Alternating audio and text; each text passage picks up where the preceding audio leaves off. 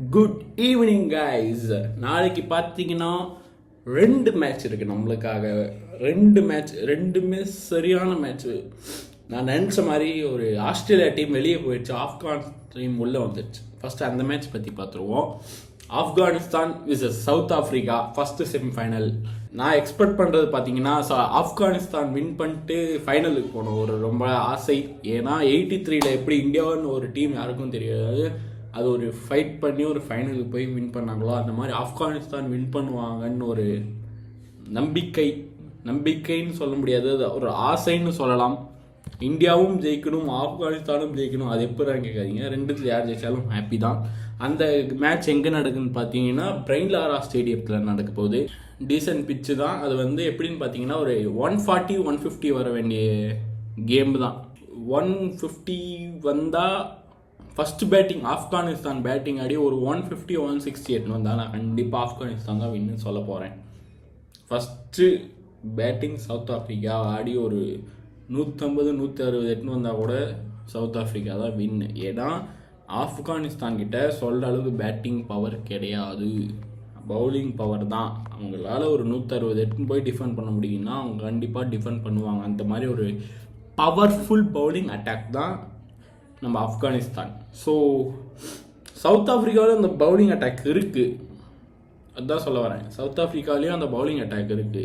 ரெண்டுத்தையும் bowling compare பண்ணிங்கன்னா Afghanistan is better bowling then south Africa, அவ்வளோதான் சொல்லுவேன். ஏன்னா சவுத் ஆஃப்ரிக்காலேயும் பவுலிங் நிறைய, ஒரு 3 ஃபாஸ்ட் பவுலர்ஸ் இருக்காங்க, 4 ஃபாஸ்ட் பவுலர்ஸ், தரமான ஃபாஸ்ட் பவுலர்ஸ் இருக்காங்க. ஸோ ஃபைட் தர முடியும் ஆப்கானிஸ்தானால். பேட்டிங் குர்பாஸும் இப்ராஹிம் ஜாட்டானும் சூப்பராக ஆடிட்டு இருக்காங்க. ஸோ அவங்க 2 பேர் தவிர கூட இன்னும் 2 பேர் ஆடினாங்கன்னா கண்டிப்பாக ஆப்கானிஸ்தான் வின் பண்ண சான்ஸ் இருக்குது. ஆப்கானிஸ்தானுக்கும் சவுத் ஆஃப்ரிக்காவுக்கும் டிஃப்ரென்ஸ் என்னன்னா, ஆப்கானிஸ்தானில் 2 பேர் தான் அடிப்பாங்க, ஆனால் சவுத் ஆஃப்ரிக்காவில் மேட்சுக்கு 2 பேர் அடிப்பாங்க. அதுதான் அவங்களுக்கு ப்ளஸ்ஸு. என்னோட ப்ரெடிக்ஷன் பார்த்தீங்கன்னா ஆப்கானிஸ்தான் ஜெயிக்கணும், அவ்வளோதான். ஓகே வாங்க இந்தியா விசஸ் இங்கிலாந்து மேட்சோட ப்ரிவியூ பார்ப்போம்.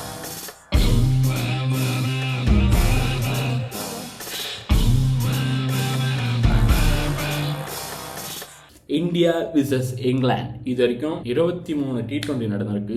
ஸோ அதில் பார்த்தீங்கன்னா இந்தியா 12, இங்கிலாந்து 11 வின் பண்ணியிருக்காங்க.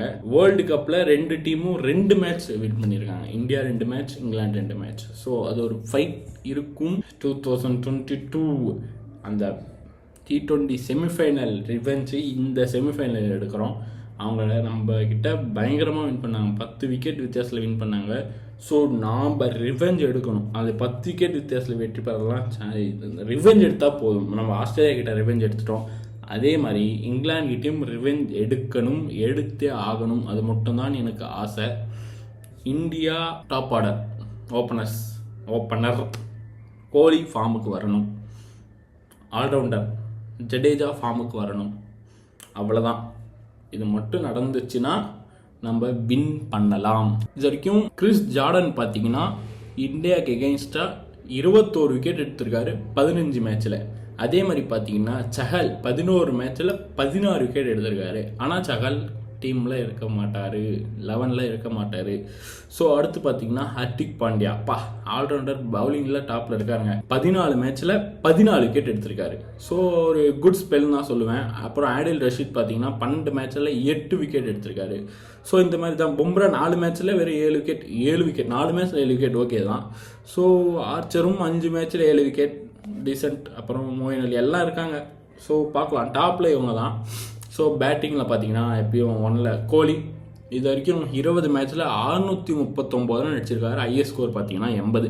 ஜாஸ் பட்லர் இந்தியாவுக்கு எகெயின்ஸ்டாக ஒரு இங்கிலாந்து பிளேயர் நல்லா ஆடுறாருன்னா ஃபஸ்ட்டு நான் ஜாஸ் பட்லர் தான் சொல்லுவேன். அதில் பார்த்தீங்கன்னா ஜாஸ் பட்லர் 21 மேட்ச்சில் 475 ரன் அடிச்சிருக்காரு. இவரும் ஹையஸ்ட் பார்த்தீங்கன்னா 83. ஸோ அடுத்து பார்த்தீங்கன்னா ரோஹித் சர்மா, அவர் பார்த்தீங்கன்னா 15 மேட்ச்சில் 410 ரன் அடிச்சிருக்காரு. பட்லரை விட அதிகமாக இருக்குது, 100 ரன் ஹையஸ்ட் ஸ்கோர் ஆகுது. இதுலேயும் ஹர்திக் பாண்டியா டாப்பில் இருக்காருங்க. ஹர்திக் பாண்டியா பார்த்தீங்கன்னா 14 மேட்ச்சில் 279 ரன் அடிச்சிருக்காரு. ஸோ போன செமிஃபைனலில் ஹர்திக் பாண்டியா கோலி மட்டும்தான் எனக்கு தெரிஞ்சு பேட்டிங் ஆடினாங்க. ஸோ அடுத்து பார்த்தீங்கன்னா சூரியகுமார் யாதவ் 6 இன்னிங்ஸில் 274 ரன் அடிச்சிருக்காரு. இப்போ தான் வந்திருக்காரு, அதுக்குள்ளே 274 ரன் அடிச்சிருக்காரு. இந்த மேட்ச் எங்கே நடக்குதுன்னு பார்த்தீங்கன்னா ப்ரொவிடன்ஸ் ஸ்டேடியம் ப்ரொவிடன்ஸ் ஸ்டேடியம் கையூனான்னு நினைக்கிறேன் அந்த ஊர் பேர். கையூனால சூரியகுமார் 2 மேட்ச்சில் 84 ரன் அடிச்சிருக்காரு. ரிஷப் பண்ட் ஒரு மேட்ச்சில் 65 ரன் அடிச்சிருக்காரு T20ல். அப்புறம் பார்த்தீங்கன்னா விராட் கோலி ஒரு மேட்ச்சில் 59 ரன் அடிச்சிருக்காரு. இந்த T20 வேர்ல்டு கப்பில் அந்த கிரவுண்டில் பார்த்தீங்கன்னா 183 தான் ஹையஸ்ட் ஸ்கோர். மொத்த T20 பார்த்தீங்கன்னா டோட்டலாக பார்த்தீங்கன்னா வேர்ல்டு கப் இல்லாமல் பார்த்தீங்கன்னா 191. இந்த T20 வேர்ல்டு கப்பில் லோயஸ்ட் ஸ்கோர் பார்த்தீங்கன்னா 39. ஃபர்ஸ்ட் பேட்டிங் ஆடி அந்த கிரவுண்டில் இது வரைக்கும் 6 வின் தான் இருக்குது. செகண்ட் பேட்டிங்கில் பார்த்தீங்கன்னா 9 வின் ஆயிருக்கு. ஸோ இதுலேருந்து என்ன தெரியுதுன்னா, சேஸ் பண்ணால் வின் பண்ணலாம் இந்த கிரவுண்டில். Okay, India won the toss choose to bowl first. Bowling போட்டு 150க்குள்ளே சுருட்டிட்டு நம்ம பேட்டிங்கில் ஒரு முடிச்சிடலாம். ஸோ அதுதான் பார்க்கணும். இப்போ வந்து நம்ம ட்ரீம் 11 பிளேயிங் பார்த்துருவோம்.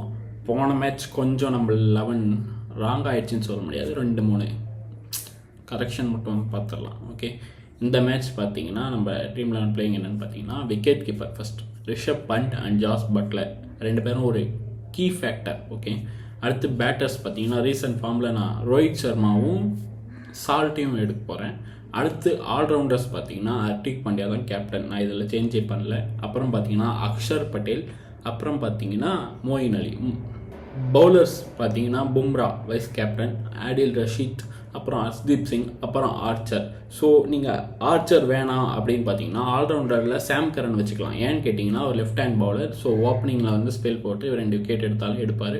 ஸோ இதுதான் நம்மளோட பிளேயிங் 11. கேப்டன் வைஸ் கேப்டன் நீங்கள் என்ன வேணால் சேஞ்ச் பண்ணிக்கோங்க. நான் இதுதான் வைக்க போகிறேன். இந்த வீடியோ பிடிச்சிருந்துச்சுன்னா லைக் பண்ணுங்கள், ஷேர் பண்ணுங்கள், கமெண்ட் பண்ணுங்கள். பாய்.